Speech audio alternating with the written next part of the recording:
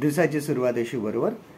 बऱ्याच वेळेस आपल्या ज्या समस्या आहेत की आपल्या जे प्रॉब्लेम्स आहेत, ह्या प्रॉब्लेम्सपेक्षा आपली भीती मोठी असते.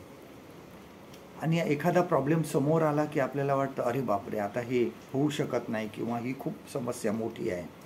आणि जेव्हा आम्ही त्या समस्या किंवा प्रॉब्लेमकडे कसं बघतो, कुठल्या दृष्टीने बघतो, हे आमच्या जीवनामध्ये खूप महत्त्वाचं आहे. आमचे सकारात्मक विचार असतात, आमचे नकारात्मक विचार असतात.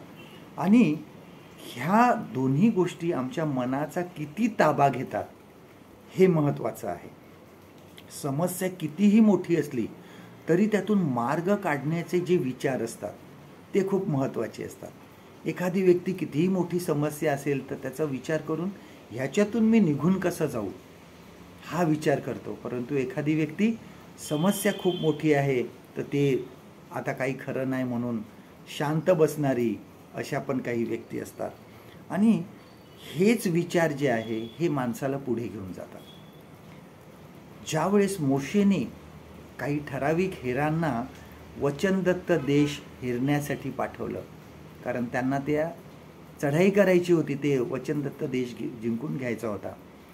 अशा वेळेस ज्यावेळेस ते त्या ठिकाणी गेले, त्यांनी तो सगळा देश बघितला, नगर बघितलं. ज्यावेळेस ते परत आले तर जवळजवळ सगळ्यांनी सांगितलं की तो देश जिंकण्यासाठी खूप कठीण आहे.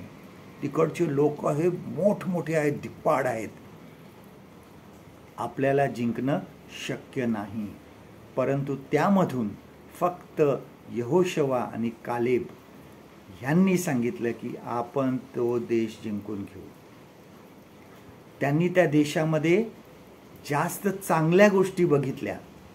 ह्याचबरोबर त्यांनी हे बघितलं की देव त्यांच्याबरोबर आहे. मोशेबरोबर ते होते, त्यांनी देवाने केलेले अनेक चमत्कार त्यांनी बघितलेले.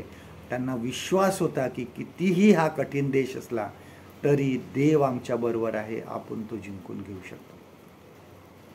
आपल्या जीवनामध्ये सुद्धा काही गोष्टी अशा असतात की आम्हाला त्या घाबरवून टाकतात. परंतु भिवू नका, देव आपल्याबरोबर आहे. तो आम्हाला नेहमी संगती मदत करत असतो. कुठलीही समस्या समोर आली, आम्ही कशा प्रकारे त्याला तोंड द्यावं हे आपण आपलं ठरवलं पाहिजे. आजचं देवाचं वचन आपल्यासाठी हे आहे, नीतिसूत्र ह्याचा 28वा अध्याय पहिलं वचन, प्रोव्हर्ब्स चॅप्टर 28 and verse 1. कोणी पाठी लागले नसता दुर्जन पळतात, पण धार्मिक सिंहासारखे निर्भय राहतात. परमेश्वर करो आजचा दिवस तुमचा आशीर्वादित करो.